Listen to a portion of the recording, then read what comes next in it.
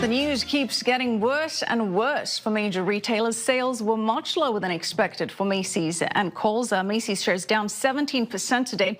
Department stores, they just can't get people to visit the mall as more and more consumers decide to shop online. Now, to try and compensate, retailers are trying to save money by closing stores and managing inventory differently and working out new real estate deals. Now, it's been such a rough year for a lot of major name brand stores. Take a look at this. These are just some of the stores of major retailers that have closed so far this year alone. Now, if you take into consideration companies that aren't on this list, almost 3,300 stores have been shut down year to date. Let's analyze this more with Ken Riggs. He is the president of Situs, RERC. Thanks for being with us, Ken. Appreciate being here, Michelle. So, Ken, not such good news, obviously, for retailers. They're filing bankruptcies, as we just said, 3,300 shutting down stores just this year alone. Is traditional retail on the brink of death? I would not say brink of death. It's a brutal environment today.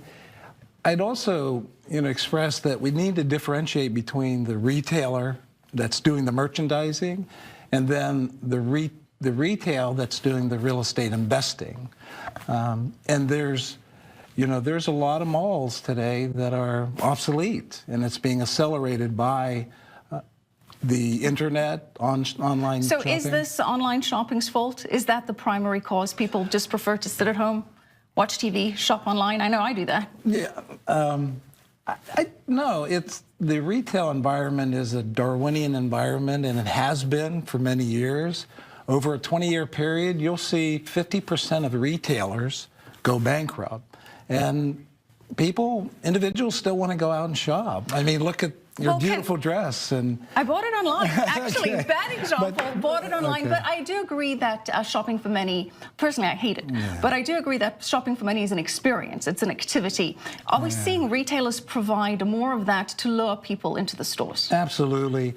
Retailers today have to provide an experience, and they need to look at the demographics on who's shopping, how they're shopping.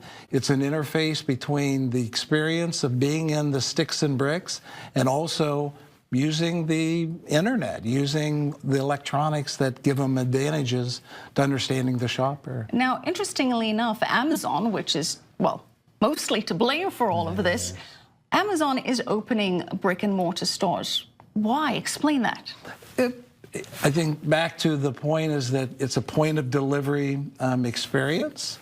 They need to be able to reach out and get to the consumer.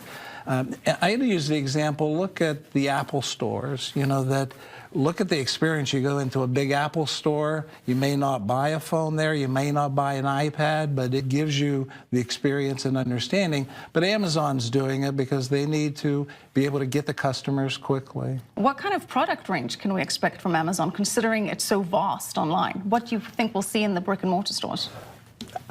Given what they sell online, you'll probably see about everything. And what we need to think about is the ability to mine data today. That's the amazing thing.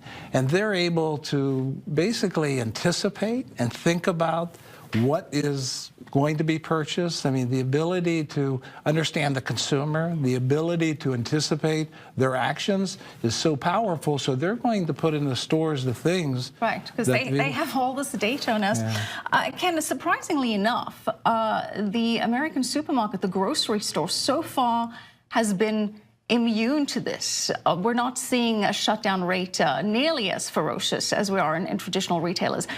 Why? How come they're surviving, and is that going to change?